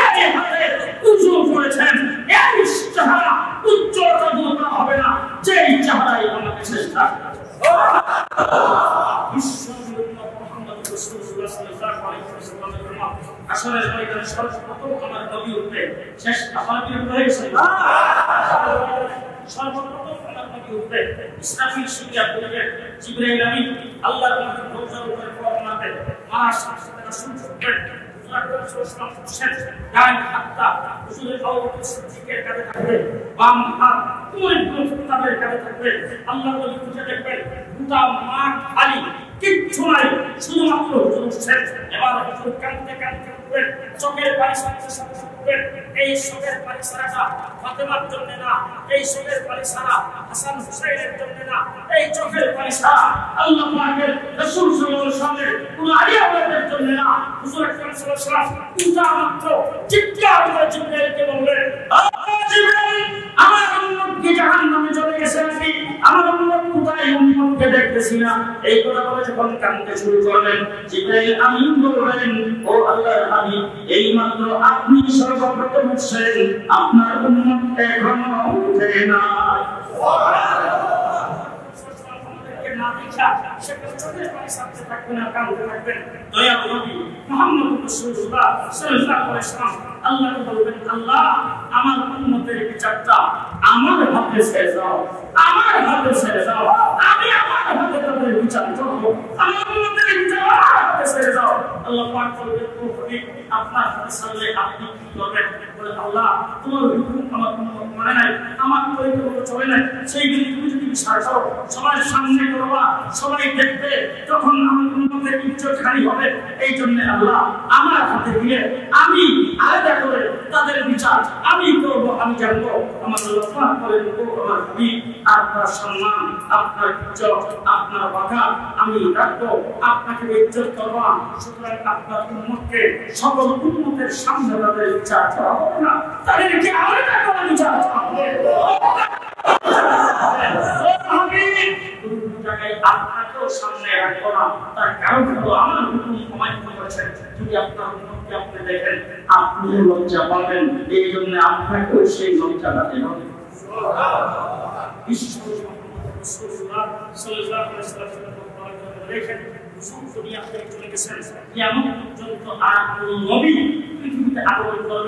যদি নবী আসতো তাইলে এই মসজিদে থাকতো না যদি নবী আসতো 5 ওয়াক্ত নামাজ থাকতো না জোহরের নামাজ কয় রাকাত জোহরের নামাজ হইলে 12 রাকাত কয় রাকাত 12 রাকাত জি 4 রাকাত ফরজ 4 রাকাত ফরজ আমার নবী মুহাম্মদ রাসূলুল্লাহ সাল্লাল্লাহু আলাইহি ওয়াসাল্লামের উম্মতের জন্য 4 রাকাত জোহরের নামাজ ফরজ এখন পর্যন্ত আছে কিয়ামত পর্যন্ত থাকবে নতুন কোন নবী যদি আইতো তাইলে বাংলাদেশের বর্তমান যে অবস্থা আর আপনাদের গাজীপুরের রাস্তায় যে যানজট নতুন নবী আইসা কইতো জোহরের নামাজটা বাদ দিতে হবে কি বলে নতুন নবী ঠিক আছে আমি এখন আপনাদের দেখতে পাচ্ছি আসরের নামাজ পড়িয়া তারপর আসতে আমাদের 4 থেকে 4.5 ঘন্টা লাগছে আচ্ছা আপনি যদি 60 থেকে 4.5 ঘন্টা একটা রাস্তা দিয়ে যদি চলেন তাহলে মনীষ যাইতে লাগে 2 ঘন্টা মনীষ যাইতে আর যদি মনীষ যাইতে তাহলে আমার জন্য 4 টাকা কলি 4 টাকা কলা ফরজ নামাজে ওই রাকাত হইতো জি মুসাফির হইতো আমি কথা বলেন ঠিক আছে আমি যে 60 ঘন্টা লাগে আপনাদের এখানে আইলাম আমি মুসাফির হইছি কি কারণ হলো আল্লাহর নবীর আইন তুমি যদি 48 মাইল দূরে যদি যাও তাইলে তুমি হইবা কি মুসাফির তাইলে যখন এই আইনটা হয়েছিল তখন মানুষ যাইতো হাইটা কুদির উপর সোয়ালিয়া গুরুর উপর সোয়ালিয়া আর এখন যাইতো না সেটা এখন যাইতে লাগে আধা ঘন্টা তোমার ক্লান্তি তারপরেও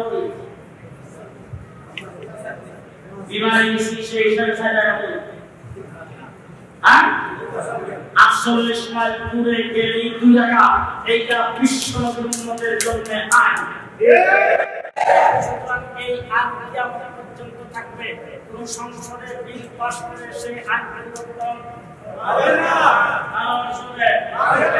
মানুষ মারা গেলে পুরুষ মারা গেলে 3 টাকা কাপড় দিয়ে দাফন করতে হয়, আর মহিলা মারা গেলে 5টা কাপড় দিয়ে দাফন করতে হয়। আমার দেশের সরকার যদি আইসা সংসদে বিল পাস করে বলে কাপড়ের দাম কমাইবার জন্য, দেশের আয় উন্নতির জন্য 1টা কাপড় দিয়ে দিয়ে দাও, হবে হবে। আমার নবী মুহাম্মদ রাসূলুল্লাহ সাল্লাল্লাহু আলাইহি ওয়াসাল্লামের দ্বীনের মাসলা মাসাইল আল্লাহ পাকের পক্ষ থেকে রাসূল যেভাবে পাইছেন এইভাবে এখন পর্যন্ত আছে, কিয়ামত পর্যন্ত থাকবে। তার কোনো পরিবর্তন হবে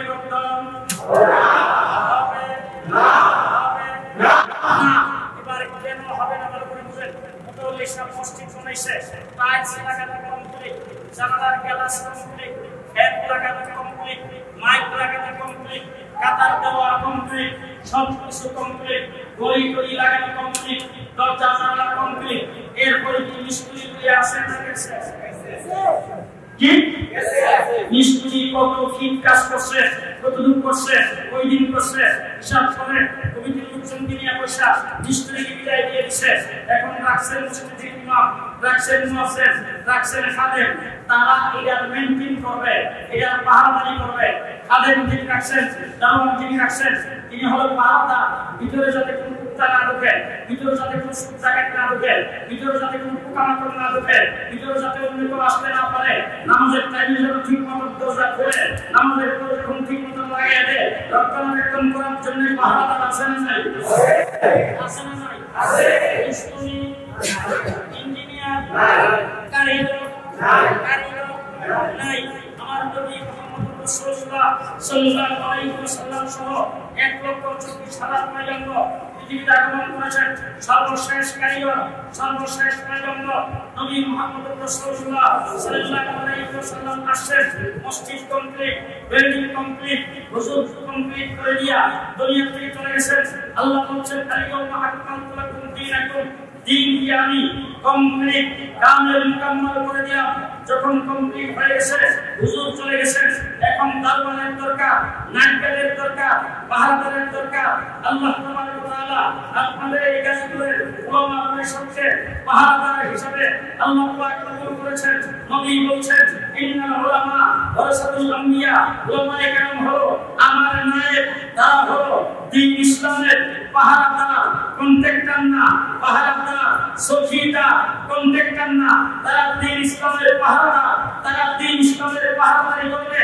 কোন ব্যক্তি টেলিভিশনে বসে এত বড় জাহেল আর এত বড় মূর্খ বাংলাদেশের আমার অফিসে যদি আসে, আমার মাদ্রাসায় যদি আসে, ওর মতো মূর্খকে আমি আমার মাদ্রাসায় পিয়ন হিসাবে রাখবো। ঢাকা ইউনিভার্সিটির প্রফেসর বানানো হয়েছে, সে বলে আসসালামু আলাইকুম, আসসালামু আলাইকুম, সবসময় শুনতাম, সবসময় বলতাম, আজকে আসসালামু আলাইকুম এটা নাকি জঙ্গিবাদের আলামত, এটা নাকি সন্ত্রাসের আলামত, খুদা আল্লাহ হাফেজ এটা নাকি সন্ত্রাসের আলামত। এইটা করে নাকি জামাতের এজেন্ডা বাস্তবায়ন করা হচ্ছে। ওর মতো জাহেল মূর্খকে ইউনিভার্সিটি থেকে স্থায়ীভাবে বহিষ্কার করতে হবে। আজকের পর তুমি টেলিভিশনের মধ্যে বসে কেউ যদি সালাম সম্পর্কে উক্তি করে, শারিয়াতের মুখোমুখি সরাসরি ইসলামের বিরুদ্ধে কথা বলে, এই সমস্ত কথাবার্তা বললে আপনাদের উলামা পরিষদ প্রতিবাদ করে কিনা? প্রতিবাদ করে। আমরা প্রতিবাদ করি কিনা? কি জন্য করি?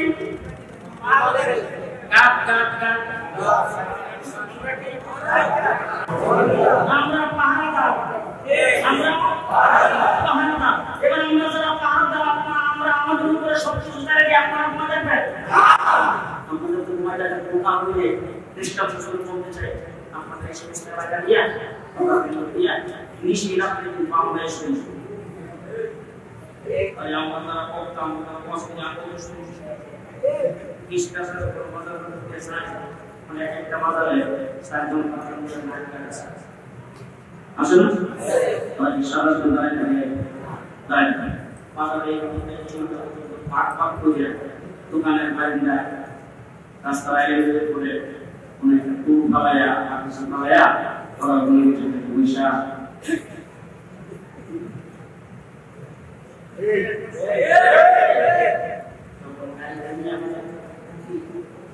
লাইটটা যখন সূর্যের পরে একটা আমাদের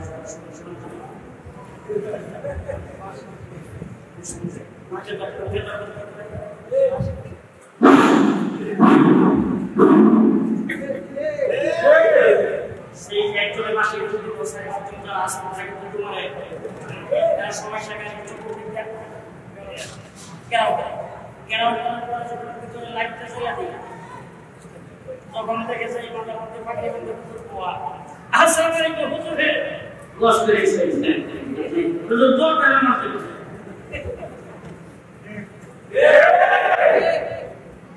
শুধু দেখে আইএস করে আইসে টাকা এই টাকা সুদ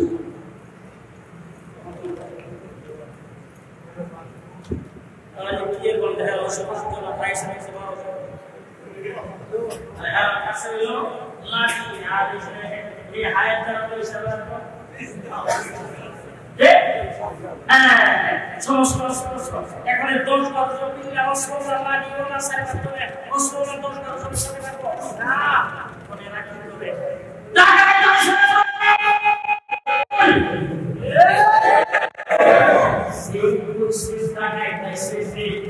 আপনারা যারা পানি করে পানি আল্লাহ সম্মান মাত্র দরজা দেন না আল্লাহ আছে সব রইয়া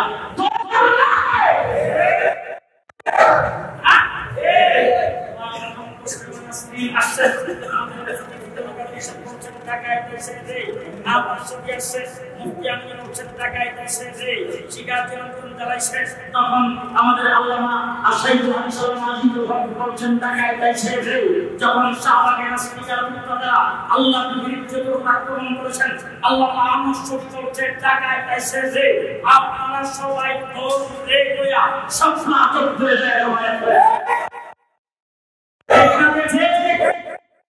এই সমস্ত আমাদের সাথে বলার কারণ হলো দ্বীনের পাহাড়া দ্বীনের নাটকা উনারা যখন টেলিভিশনে বলতে ইসলামের বিরুদ্ধে কথা বলবে ইসলামের বিরুদ্ধে কথা বলবে নারীর বিরুদ্ধে নিয়ে যখন কটূক্তি করবে যখন এই দেশে ব্যাপারটাকে সাইলাম করার জন্য ব্যাপারটাকে আম করার জন্য টেলিভিশনের বিরুদ্ধে যখন জাতীয় কবিরা যখন কথা বলবে আমরা তখন উলামা পরিষদ যখন বলবে টাকা দেশে আপনারা তো ধরে না কে রাজি আছেন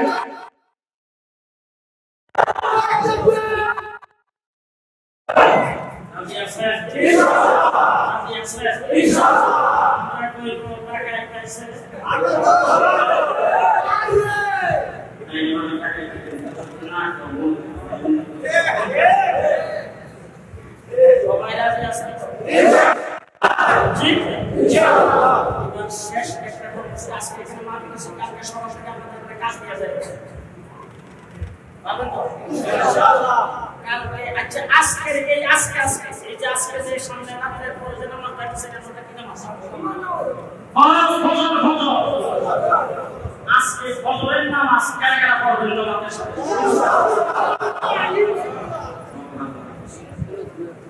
যারা আজকে ফজরের নামাজ জামাতের সাথে পড়বেন না আমরা পড়বেন ইনশাআল্লাহ ফজরের নামাজ জামাতের সাথে পড়িয়া পাইলে একটা সারে দেখেন আসসালামু আলাইকুম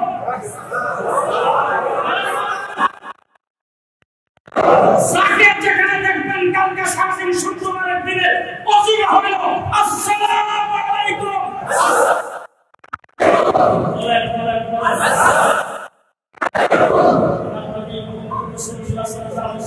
মসজিদের মধ্যে বসা একজন সাহাবী বলছেন দুইজন বলছেন আসসালামু আলাইকুম হুজুর একদম সালামের জবাব দিচ্ছেন সাহাবী বলছেন হুজুর বলছেন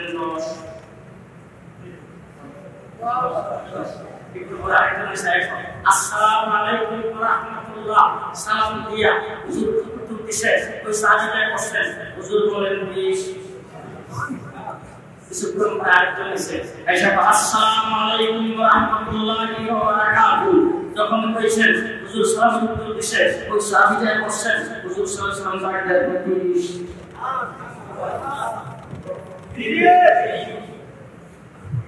উদ্ধারের হাদিসের ব্যাখ্যা করছে যে ব্যক্তি বলল আসসালামু আলাইকুম সে 10টা নেক পাইল, যে ব্যক্তি বলল আসসালামু আলাইকুম রাহমাতুল্লাহ সে 10-এর সাথে আরো 10টা বেশিটা পাইল, যে ব্যক্তি বলল আসসালামু আলাইকুম রাহমাতুল্লাহি ওয়া বারাকাতুহু সে 30টা নেক পাইল। এক বেশি পাওয়া ভালো না কম পাওয়া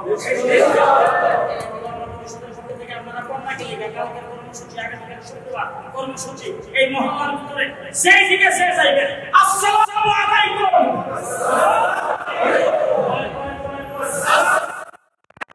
আসসালামু আলাইকুম সেই বান্দা টেলিভিশনে বয়া আসসালামু আলাইকুম কে সঙ্গীবাদের নিদর্শন করছেন, তার জবাবে আগামীকাল পুরো মহল্লার ভিতরে আসসালামু আলাইকুম এর স্লোগান হবে।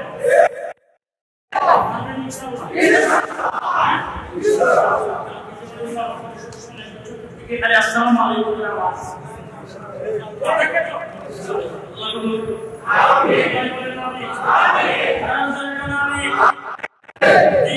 ইসলামের ব্যাপারে আমার নবী সাল্লাল্লাহু আলাইহি ওয়াসাল্লাম সাহাবায়ে কেরাম এই দিন আজকে মুতাওয়াল্লি সাহেব সম্পর্কে শুনলাম 7-8টা মসজিদ তিনি এলাকায় বানিয়েছেন, উনি এলাকায় মসজিদ মাদ্রাসার নেতৃত্ব দেন, আলেম ওলামায়ে কেরামকে মহব্বত করেন, এই এলাকার নেতৃত্বে আল্লাহ পাক ওনাকে বসাইছেন, মসজিদ তৈরি করেছেন, মাদ্রাসা করেছেন।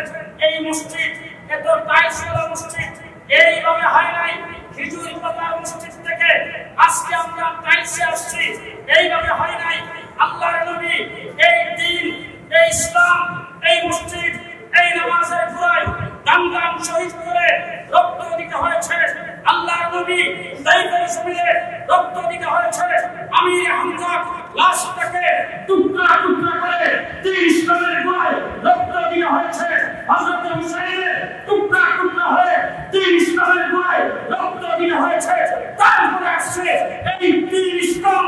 আপনি পরে আওয়ামী লীগ করেন বিএনপি, কোনো আপত্তি নেই, কিন্তু ইসলামের উপরে কোন দিক থেকে আক্রমণ আসবে আমরা কাউকে সাথ দেব না। রাজি আছেন তো? আল্লাহ কবুল করুন। সকালে ভালো লাগবে দোয়া মাগফিরাত আল্লাহ পাক কবুল করুন। আমিন। দোয়া মাগফিরাতের কার্যক্রমকে আল্লাহ পাক আরো উন্নত দান করুন। আমিন। সকলের ভিতরে আল্লাহ ইখলাস দান করুন। আমিন। দোয়া মাগফিরাতের এই রূপের ছিলেন আল্লাহ তাবারক ওয়া তাআলা থেকে যারা এবং যত প্রকারের পরিহিত কাজ আছে সব কিছু দূর করে এই এলাকা আল্লাহ তাবারক ওয়া তাআলা নবীর সুন্নাত দিয়া এলাকার প্রত্যেকটা মানুষের জীবনকে আল্লাহ কবুল করে দেন। আমিন। ওয়া আখিরু দাওয়ানা আলহামদুলিল্লাহি রাব্বিল আলামিন। দরুদ শরীফ আল্লাহুম্মা সাল্লি আলা